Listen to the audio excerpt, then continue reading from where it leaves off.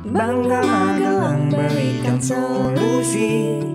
Ruang rembuknya Wong Magelang merumuskan visi di Magelang TV. Hanya di Bangga Magelang, ruang rembuknya Wong Magelang. Salam jumpa pemirsa, bagaimana kabar Anda? Bulan Februari ini menjadi bulan yang spesial. Ada 2 tanggal yang menjadi peringatan spesial bagi penyintas kanker maupun bagi anak penyintas kanker juga.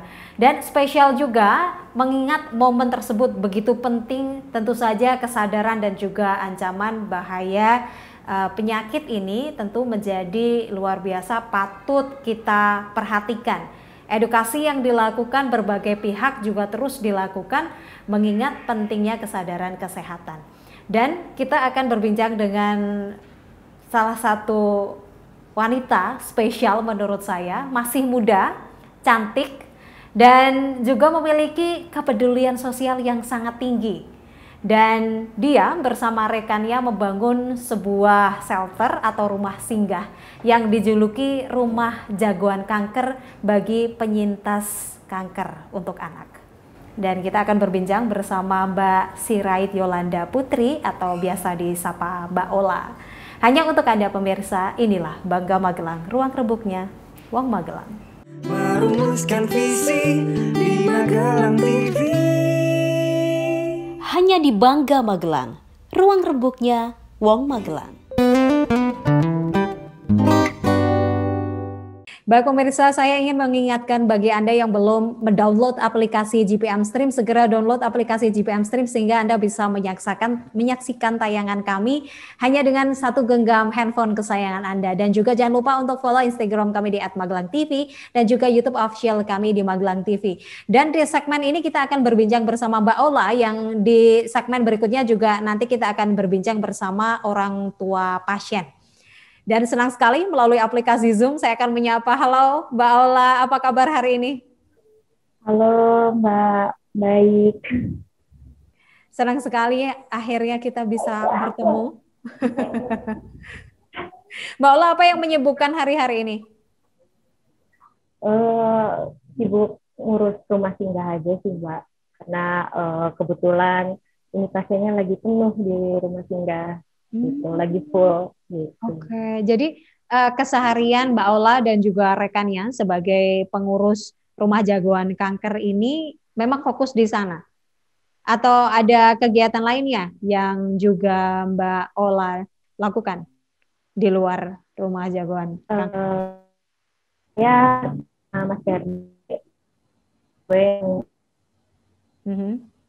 karena kaitan kalau saya di mahasiswi, Mas Ferdi kerja. Jadi memang rumah ini semacam kegiatan kedua kami sih.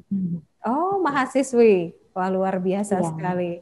Oke, Mbak, gimana ceritanya? Meskipun saya atau beberapa teman di luar sana sudah sempat tahu dan juga membaca seperti apa Rumah Jagoan Kanker berdiri, ini juga tentu berkat kepedulian yang tinggi dari Mbak Ola dan juga rekannya. Tapi mungkin bisa di-sharingkan juga kenapa ada akhirnya Rumah Jagoan Kanker hingga saat ini. Ya, jadi ini flashback ke belakang lagi sih Mbak, sekitar 2 tahun yang lalu. Jadi saya sama Mas Ferdi dan salah satu rekan kami juga mengunjungi instalasi kanker terpadu anak atau bisa disingkat TULIP di Sarjito. Jadi nah, kami sering sekali berinteraksi dengan pasien dan orang tua pasien yang di TULIP tersebut.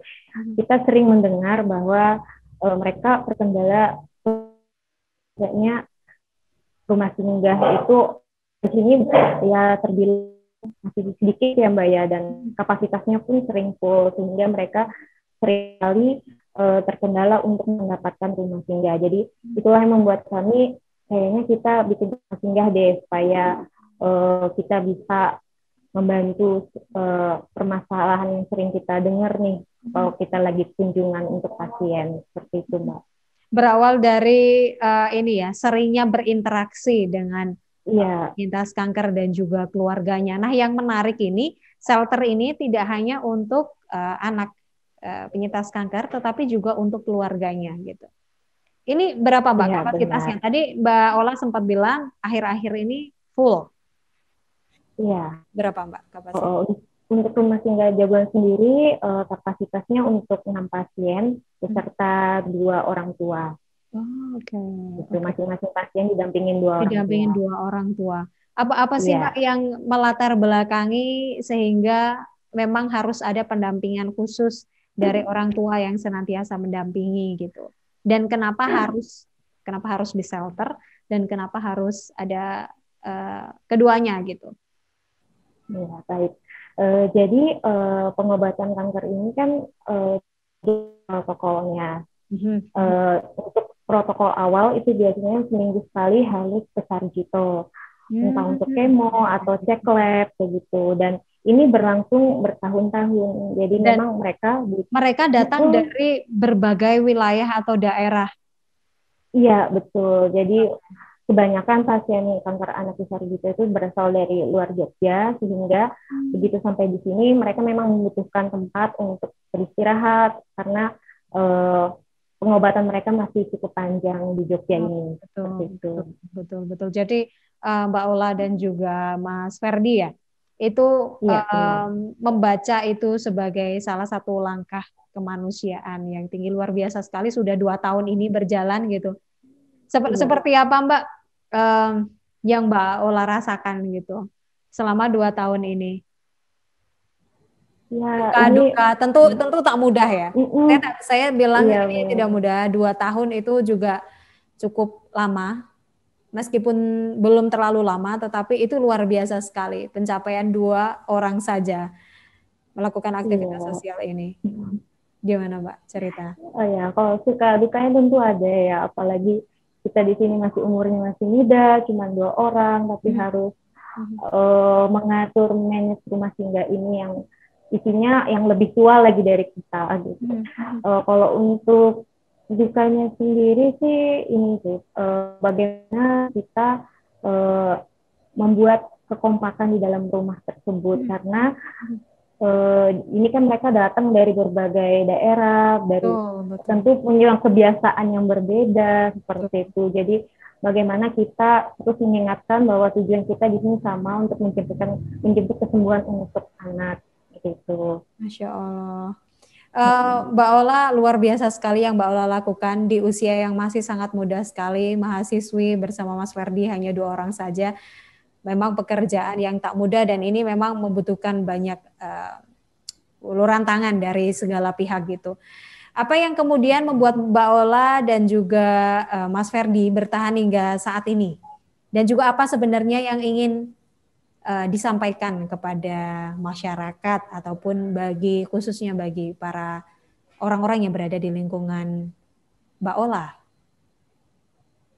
Baik, mungkin banyak yang belum paham ya kalau kanker ini bukanlah penyakit yang menular. Yes. Jadi terkadang itu menjadi hambatan mereka ketika mereka balik ke daerah.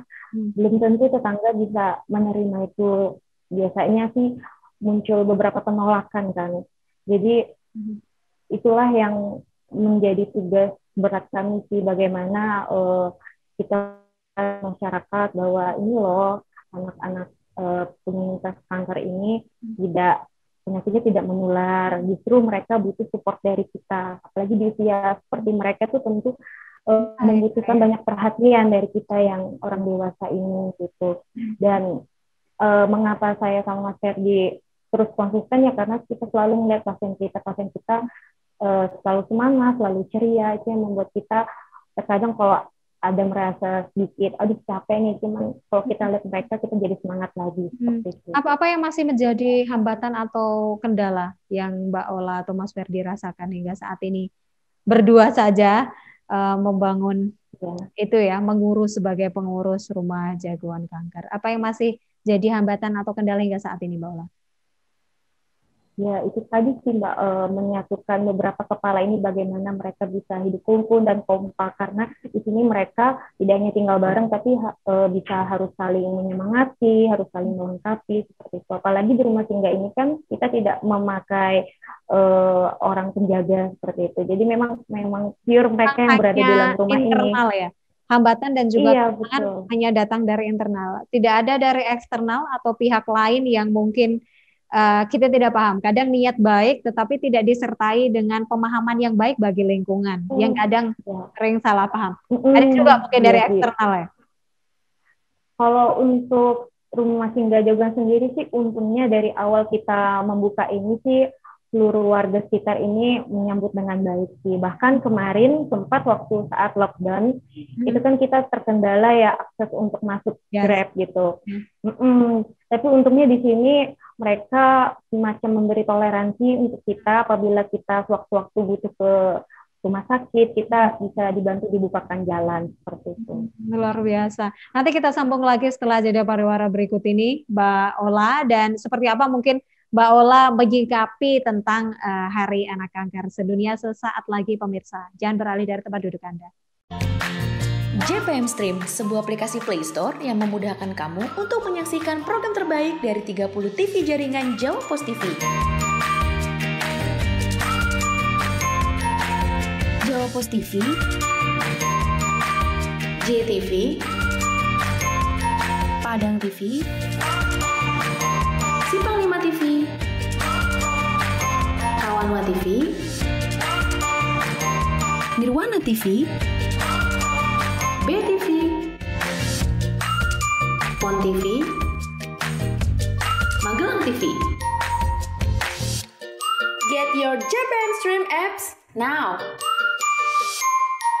Baik pemirsa, Anda masih bersama kami dan juga masih terhubung melalui aplikasi Zoom Mbak Sirait Yolanda Putri atau Mbak Ola.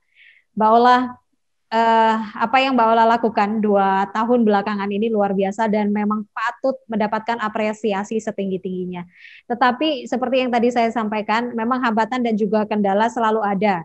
Baik itu dari internal, saya membayangkan ada juga hambatan eksternal, di mana orang-orang pihak lain mungkin yang berprasangka atau gimana. Adakah hal-hal tersebut terjadi, Mbak?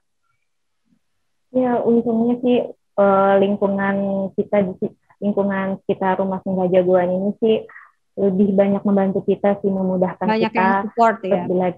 Banyak di support gitu. Ya biasanya sih kalau untuk yang internal sendiri sih justru kita alami pada saat awal membuka rumah singgah sih, karena di situ kita bagaimana meyakinkan masyarakat untuk berdonasi ke rumah singgah kita. Karena kan namanya waktu awal-awal buka tentu kita ada beberapa kebutuhan yang perlu kita kejar gitu. Jadi karena kita juga masih baru, biasanya memang bagaimana itu berjalan hingga saat ini? Jadi awalnya itu kita bersinergi dengan beberapa komunitas yang memang concern ke anak-anak. Jadi komunitas tersebutlah yang membantu menyebarkan info tentang rumah singgah ini, sehingga kita kedatangan orang baik yang membantu kita hingga saat ini. Oke. Jadi banyak orang-orang luar biasa di luar kuasa, mungkin ya, di luar kuasa Mbak Ola dan juga Mas Ferdi yang luar biasa membantu. Sejauh ini apa saja program atau mungkin kegiatan-kegiatan yang dilakukan Rumah Jagoan Kanker, Mbak Ola? Untuk program kita sendiri sih lebih bagaimana membuat anak ini lebih semangat, ceria menjalani hari-hari seperti itu. Contohnya sekolah jagoan. Jadi kita mendatangkan beberapa relawan yang memang ingin berbagi ilmu gitu. Jadi bisa belajar sama adik-adik. Cuman karena lagi pandemi seperti ini, memang kita membatasi kegiatan sekolah jagoan. Jadi kita lebih ganti ke pendampingan rumah sakit saja sih fokusnya saat ini. Gitu. Iya, dan itu semua sehari-hari begitu ya Mbak? Gantian sama Mas Ferdi begitu ya? Iya, jadi seluangnya waktu sih Mbak. Dan untungnya penghuni di rumah Komunikasi singgah ya. kami ini, iya, terus kompak, terus juga gampang diarahkan. Jadi mempermudah kita sih menyerahkan rumah ini ke mereka seperti itu, Mbak. Apa sih Mbak misi besar yang masih jadi PR hingga saat ini yang mungkin masih belum tersampaikan kepada masyarakat secara luas?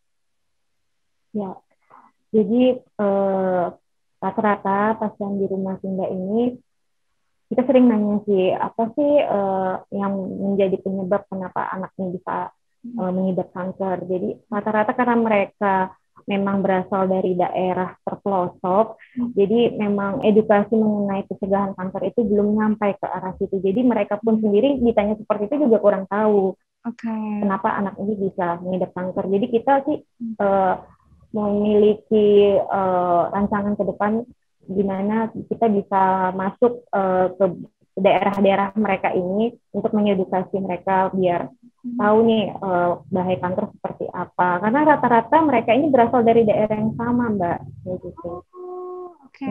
Itu menjadi pertanyaan besar ke kita, kok bisa sih dari daerah yang sama dan terus-terusan meningkat seperti itu. Berarti ada pola hidup atau sesuatu yang masih jadi misteri di daerah situ ya, yang masih butuh penanganan lebih begitu. Lalu selanjutnya ada strategi atau apa yang dilakukan Mbak Ola berikutnya? Mbak melihat ya fenomena itu.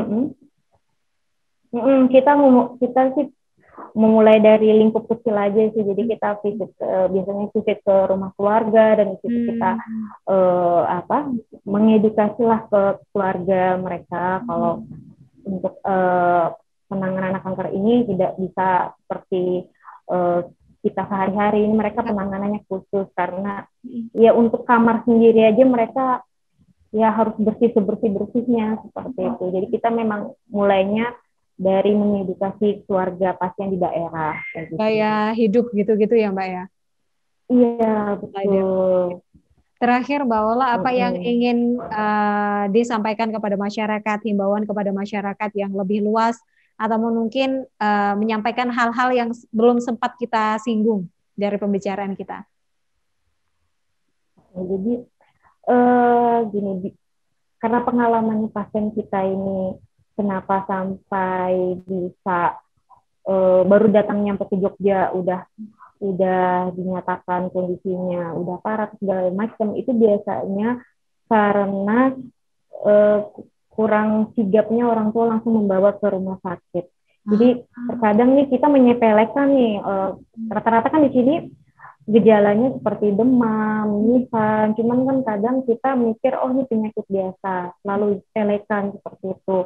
Jadi memang yang pengen saya sampaikan itu sih, ketika kita melihat ada beberapa gejala yang tidak wajar pada anak, segera kita bawa ke rumah sakit. Gitu. Itu saja, Mbak Ola? Ada hal lain mungkin? Iya, karena semakin cepat kita bawa ke rumah sakit kan penanganannya bisa lebih cepat. Betul. Karena rata-rata pasien kita ini rata-rata ya itu banyak yang karena terlambat ditangani sih Mbak. Iya. Seperti itu. Penanganan lebih dini itu lebih baik.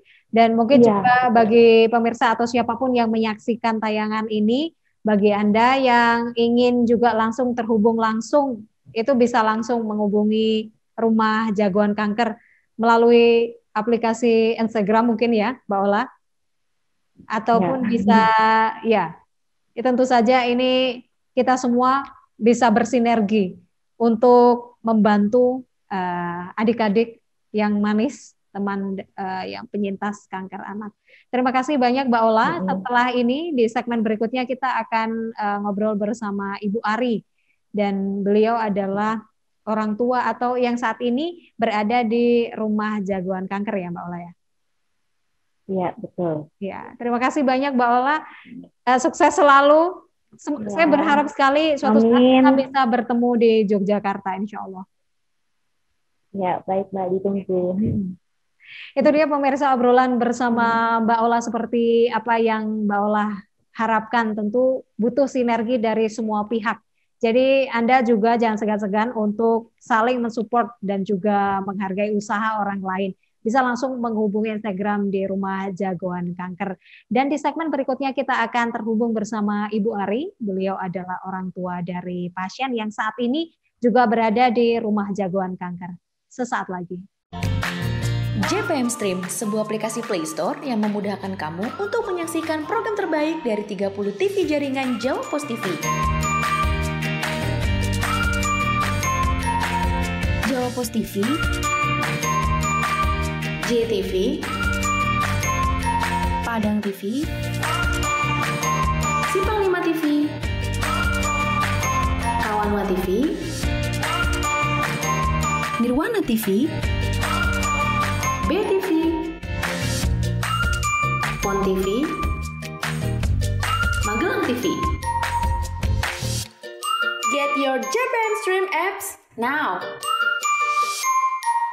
Bapak pemirsa, Anda masih bersama kami setelah tadi kita berbincang bersama Mbak Ola yang merupakan salah satu pengurus dari Rumah Jagoan Kanker.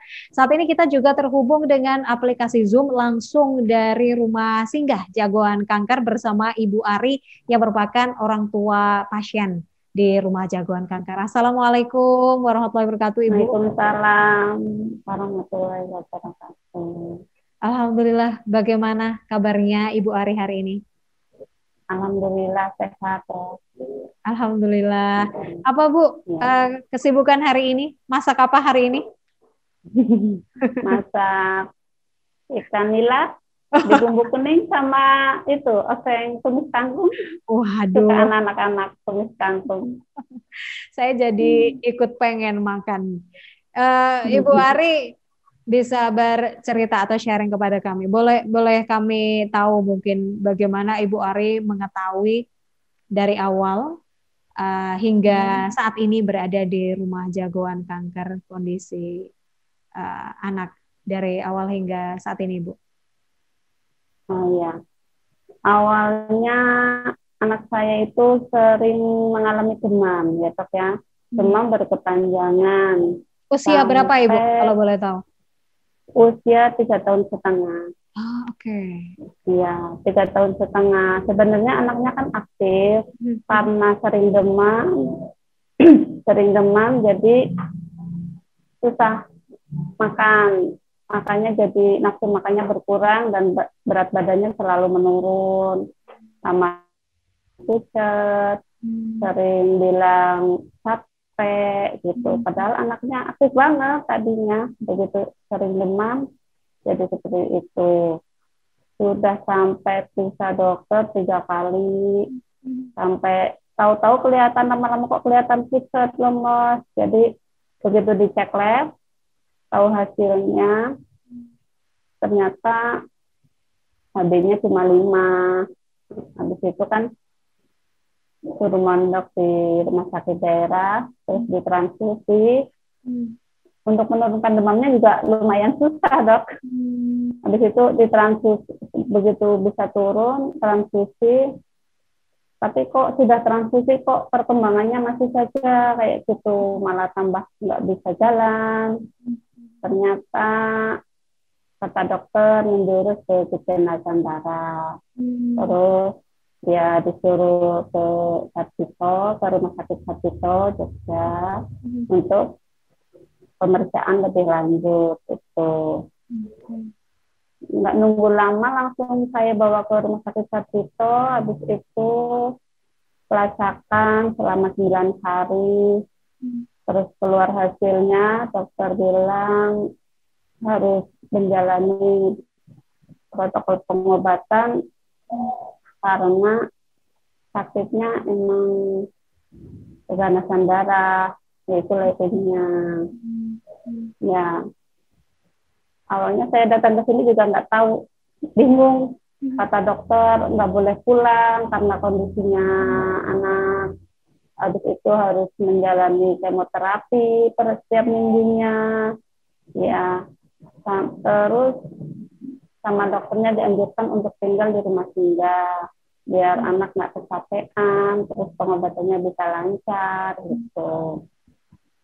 Terus dikasih anjuran, dikasih pilihan. Ternyata di sini banyak rumah singgah ya. Di Jogja banyak rumah singgah ya. Terus alhamdulillah bisa tinggal di rumah singgah dan bisa lancar pengobatan. Semoga dikasih kesembuhan. Amin.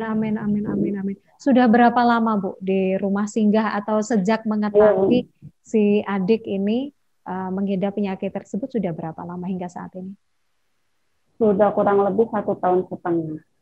1,5 tahun. Di rumah singgah Iya. sudah 1,5 tahun.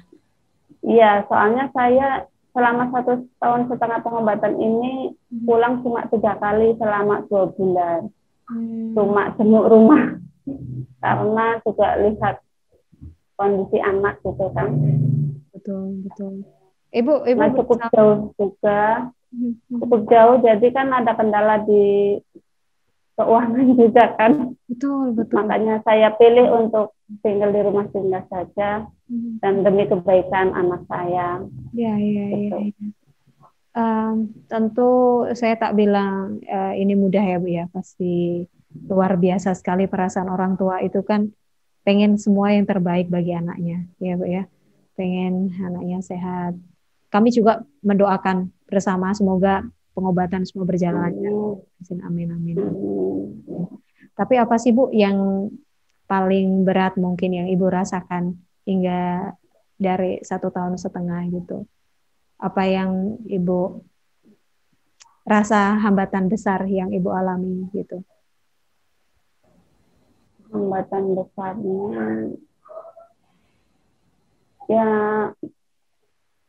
menghadapi anak karena efek obat kemo kan macam-macam ya Dok. Ya, menghadapi anak, jelasin ke anak itu biar semangat sembuh, terus mengikuti anjuran dokter harus pola hidup sehat. Itu pengobatannya itu karena nggak lama, dibikin gimana caranya biar dia betah gitu, biar nggak trauma ke rumah sakit gitu kan. Awal-awal gitu kan sangat-sangat trauma ke rumah sakit, ya sangat takut gitu kan. Apalagi masa-masa awal kan itu masa-masa mondok, masa kemo gitu kan, setiap minggunya. Adik tahu Bu sakit apa? Jika adik tanya Ibu jawab apa?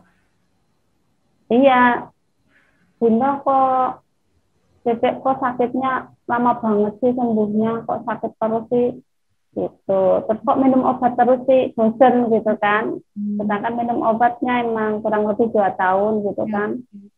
Dia udah merasa jenuh, bosen gitu, pengen kayak anak-anak lain, pengen sekolah. Kan karena nggak boleh kecapean, kan bisa belajar di rumah, minum obatnya harus rutin gitu kan. Kalau dia udah ngerasain kalau kecapean, hasil labnya kurang bagus, apa makannya kurang gitu kan, selalu aku kasih tahu alasannya, kamu harus makan ini, harus minum ini, biar besok hasil labnya bagus, karena rutin cek lab gitu kan. Iya, Ibu, saya paham pasti kedekatan itu ya Bu ya, gimana bisa menumbuhkan rasa optimisme pada anak, rasa anak ceria lagi itu kan juga butuh strategi khusus gitu. Saya tahu betapa cintanya Ibu terhadap adik gitu. Tapi jika ada yang ingin, apa sih Bu yang paling besar Ibu inginkan terjadi untuk saya hanya ingin dengan perjuangan pengobatan ini semoga dikasih kesembuhan untuk seterusnya, kesembuhan selamanya, jangan sampai sakit ini terulang lagi. Karena pengalaman saya dengan melihat banyak-banyak teman yang di sini kadang sudah bebas obat pun mengulang lagi, datang lagi sakit gitu kan, mulai awal lagi kemo. Makanya pengobatannya ada yang temennya ada yang sampai 6 tahun, sampai balik 3 kali, ya Allah. Intinya aku cukup 1 kali dikasih kelancaran, kesembuhan, jangan sampai datang lagi sakitnya gitu. Ya sembuh seterusnya. Amin. Ada hal atau ungkapan yang ingin Ibu sampaikan kepada adik? Mungkin betapa cintanya Ibu sama adik. Meskipun saya nggak tahu apakah adik sudah paham dengan bahasa cinta ibu begitu. Bunda saya sangat sama Dek. Bunda secara disiplin ngurus DP, merawat DP itu biar DP bisa sembuh, biar nggak sakit lagi, bisa ngejar cita-cita DP seperti anak-anak yang normal sehat yang lain. Kerasnya Bunda dengan ngasih, mungkin yang menurut DP karena masih kecil, ngasih obat-obat yang nggak enak, yang efeknya juga nggak main-main kan, karena bisa merasa mual, bisa badan sakit semua. Efek obat itu kan emang sendiri-sendiri. Ada yang bisa bikin gatal. Makanya semangat sembuh dengan nurut sama Bunda, karena Bunda sayang untuk buat DP. Ibu mungkin mau menyampaikan bagaimana kepedulian orang-orang lingkungan sekitar mungkin untuk mensupport Ibu pada masyarakat yang terakhir, atau dengan kondisi yang saya rasa memang tidak mudah ya Bu ya di sana. Iya, soalnya emang pengetahuan orang di kampung kadang ya, di desa pun banyak yang bilang, ada juga yang bilang kalau sakit ini bisa disembuhkan, baik nggak bisa disembuhkan, tapi saya tetap ingin tunjukkan kepada masyarakat kalau kanker pada anak itu bisa disembuhkan. Saya ingin buktiin kalau anak saya itu bisa sembuh. Amin. Amin. Iya, karena saya juga semangat dari teman orang yang anaknya juga alhamdulillah bisa sembuh, sakit 5 tahun sakit, proteinnya juga sekarang sampai udah dewasa, udah bisa menikah, udah bisa punya anak. Itu yang aku lihat. Amin. Semangat saya, semoga anak saya juga bisa seperti itu. Insya Allah Ibu akan terjadi pada anak Ibu Ari dan juga teman-teman yang berada di rumah jagoan kanker. Sehat-sehat Ibu Ari, sampaikan salam dan juga peluk sayang saya untuk adik. Terima kasih banyak sudah berbagi bersama kami. Terima kasih Ibu. Itu dia pemirsa, saya merasa tak bisa banyak berkata-kata. Memang kesehatan menjadi salah satu hal atau faktor utama kita untuk akhir-akhir atau kehidupan saat ini. Kita patut bersyukur dengan apa yang kita miliki hingga saat ini. Dan cara bersyukur kita juga bisa melalui dengan mengulurkan tangan kita membantu sesama yang berada dalam masa kesulitan. Saya Putri Ramadhani, sampai jumpa.